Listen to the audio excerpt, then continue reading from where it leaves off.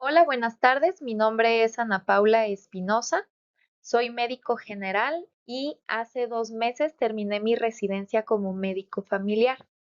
El día de hoy les voy a platicar un poco sobre lo que es la vaginosis bacteriana, un motivo de consulta frecuente en mujeres en edad reproductiva en el primer nivel de atención médica. Antes de iniciar a hablar de la patología como tal, vamos a iniciar por aclarar tres términos que suelen usarse como sinónimos y es incorrecto, que son flora vaginal, microbioma vaginal y microbiota vaginal. Flora vaginal es un término en desuso. Microbioma vaginal se refiere a las características genéticas de los microorganismos que están presentes en la vagina y microbiota vaginal se refiere a la descripción de características y funciones de los microorganismos que normalmente están presentes en la vagina. Ahora, ¿cómo es que inicia la formación de esta microbiota? Si ustedes observan la pantalla, les puse una imagen alusiva a un trabajo de parto en periodo expulsivo y aquí el bebé tiene una exposición abrupta a miles de microorganismos. Este no es un proceso malo, al contrario, es un proceso crucial para el desarrollo del sistema inmunológico del bebé y es lo que va a favorecer el desarrollo no solo de la microbiota vaginal en el caso de las niñas, sino de la microbiota gastrointestinal en ambos sexos.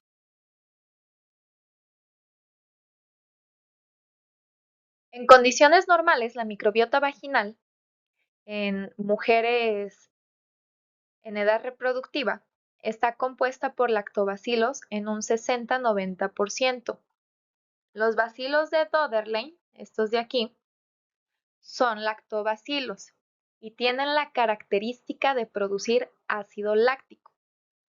El ácido favorece un ambiente compatible con el crecimiento y desarrollo de otros lactobacilos y a su vez impide el crecimiento de otros microorganismos que puedan ser potencialmente patógenos.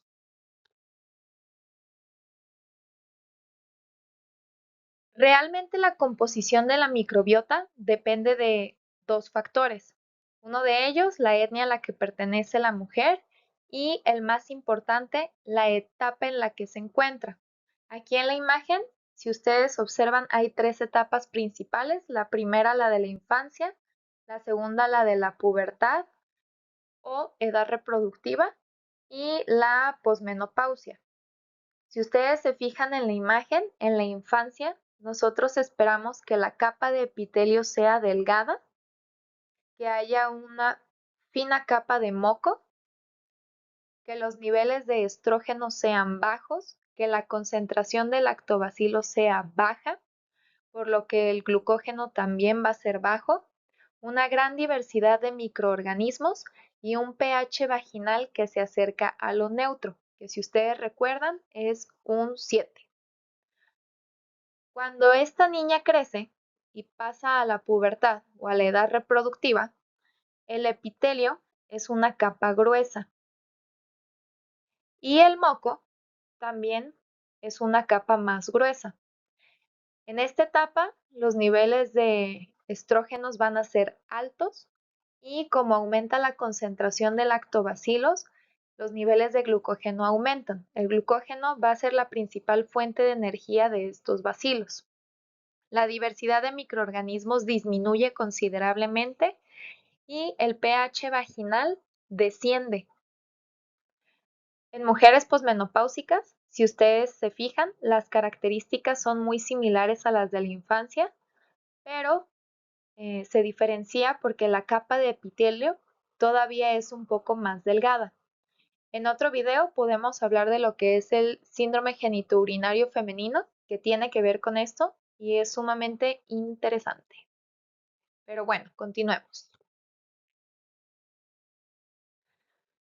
En mujeres jóvenes, el pH vaginal esperado va entre 3.5 y 4.5.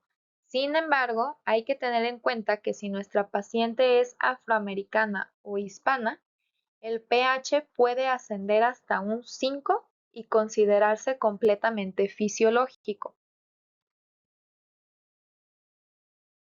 Hablando un poquito de lo que es epidemiología, la vaginosis bacteriana suele presentarse en mujeres de 15 a 44 años de edad, que corresponde en su gran mayoría a la edad fértil de la mujer.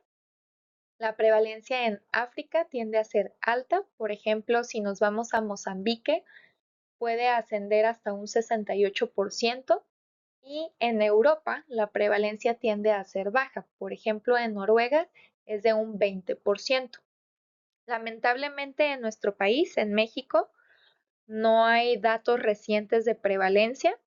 Sin embargo, sabemos que se comporta similar a la de Estados Unidos y en dicho país reportan una prevalencia de entre 20 y 29%.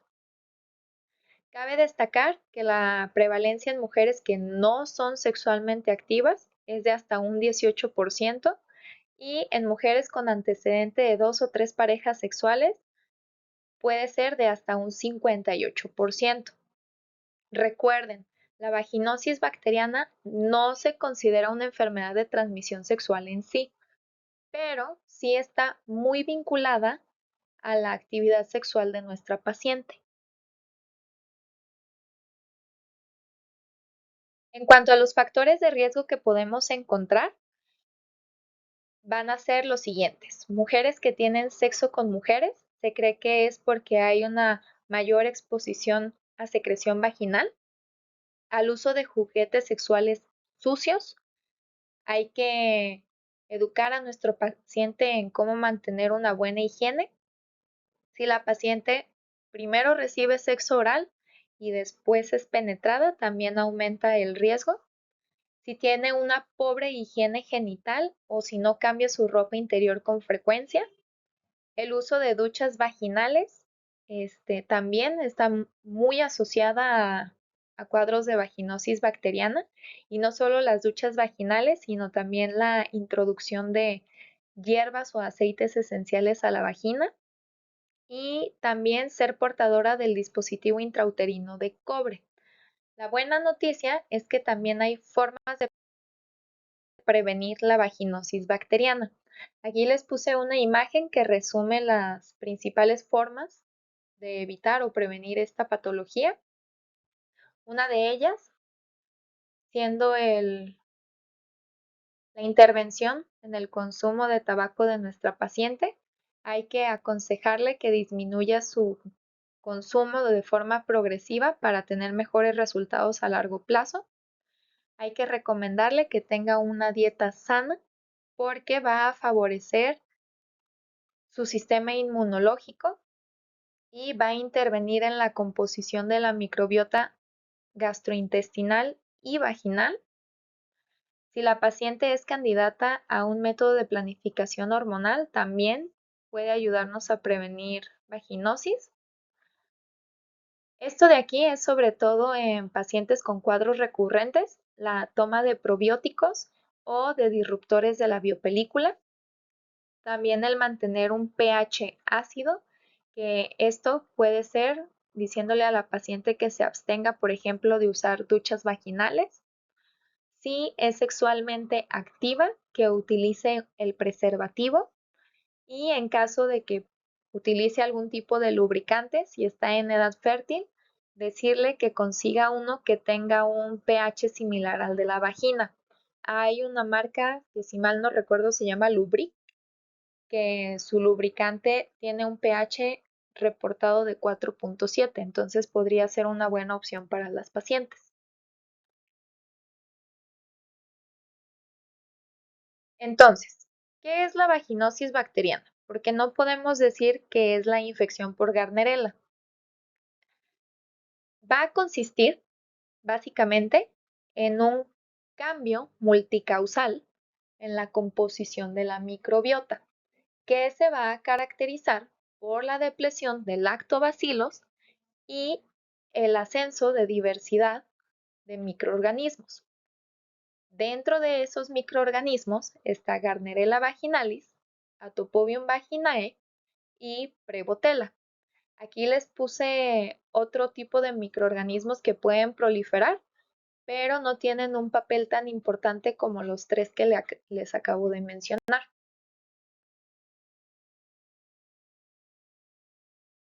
Los microorganismos que van a empezar a proliferar van a tener la capacidad de secretar citotoxinas que van al epitelio y lo destruyen.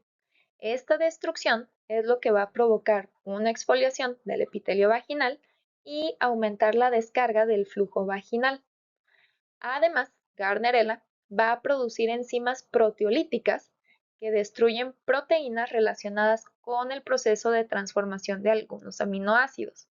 Al no degradarse el grupo amino de estos aminoácidos, se va a liberar una sustancia volátil que se llama trietilamina. La trietilamina, al exponerse a un pH vaginal más alcalino, va a provocar el olor similar al de un pescado. Aquí en la imagen les puse dos células. Esta de aquí es una célula epitelial sana y esta de aquí, que está cubierta de microorganismos, es la famosa célula clave, que es las que vamos a buscar en el microscopio.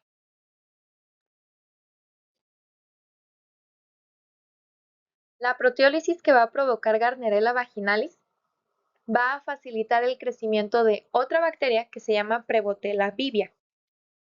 Prevotella se va a ir hacia la capa de mucina del epitelio vaginal y la va a destruir.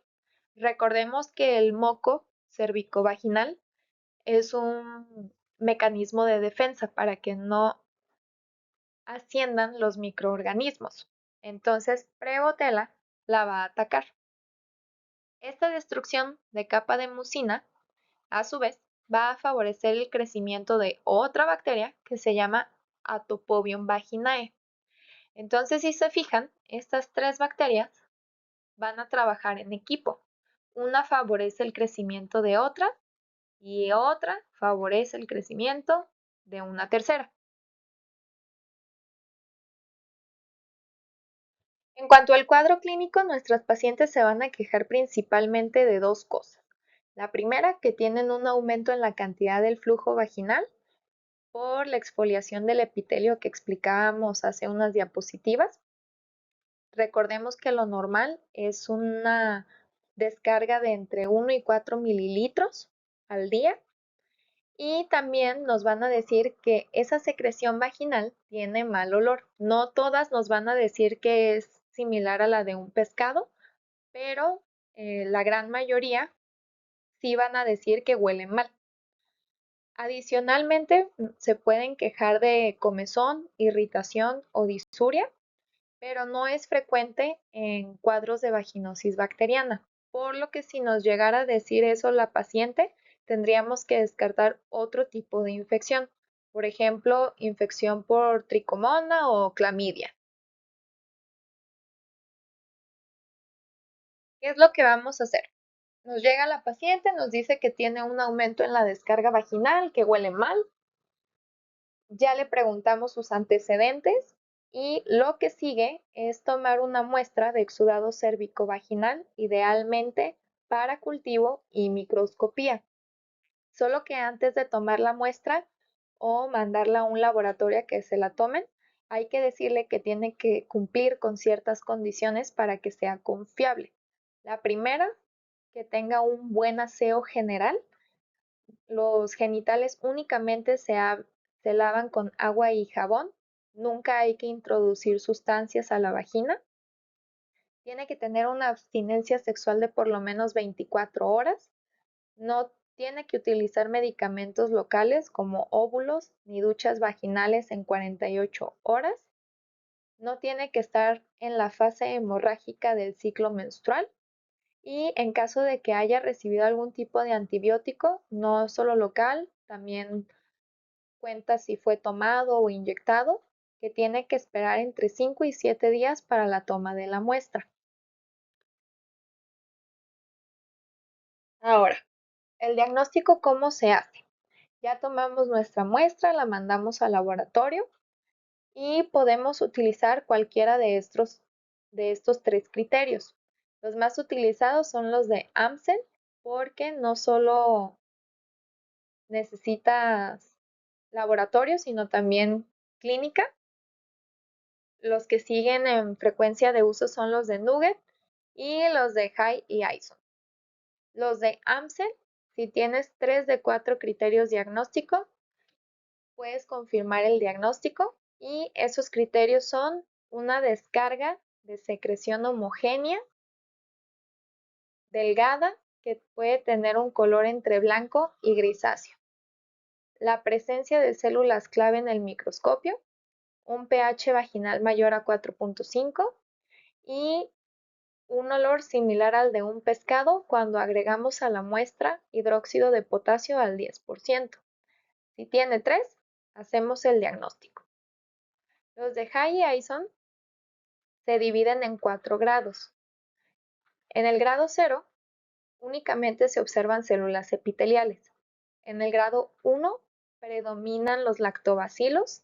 En el grado 2, en similar proporción hay lactobacilos y otros microorganismos, por ejemplo, Gardnerella. Y en el grado 3, predominan otros microorganismos como Gardnerella. Los lactobacilos pueden ser pocos o incluso pueden estar ausentes en la muestra. Y por último, los de Nugget. Si la paciente tiene un puntaje menor a 4, se considera que los microorganismos presentes en la muestra corresponden a la de una microbiota vaginal sana. Si tiene un puntaje entre 4 y 6, hay similar proporción entre lactobacilos y otros microorganismos. Y si el puntaje es mayor a 6, predominan microorganismos como Gardnerella y se confirma el diagnóstico de vaginosis bacteriana. Otra forma de hacer el diagnóstico es vía molecular. Tiene la desventaja de que es un estudio costoso y tarda más en procesarse la muestra, pero tiene alta sensibilidad y especificidad. Sensibilidad nos va a ayudar a confirmar la enfermedad que estamos buscando y la especificidad nos ayuda a descartarla. Su sensibilidad es de hasta un casi 97% y la especificidad de hasta un 95%. En cuanto al tratamiento, el de base, el de primera línea, es el antibiótico. Podemos optar por metronidazol, 500 miligramos, una tableta vía oral cada 12 horas durante una semana. Es el más usado, pero hay que avisarle a nuestra paciente que puede llegar a presentar dolor abdominal, náusea y vómito, sobre todo en los primeros 3 días de uso, y que en caso de que llegara a presentar estos efectos, nos avise para valorar si hacemos un cambio de antibiótico terapia. La segunda opción es clindamicina de 300 miligramos, igual que el metronidazol, una tableta vía oral mañana y noche por una semana. Si queremos optar por un tratamiento combinado, podríamos recetar clindamicina 100 miligramos, un óvulo vía intravaginal cada 24 horas por 5 días y metronidazol al 0.75% gel, una aplicación vía intravaginal cada 24 horas por 5 días. Es necesario decirle a la paciente que antes de aplicar el medicamento tiene que lavar bien sus manos y de preferencia que lo aplique por la noche antes de irse a dormir.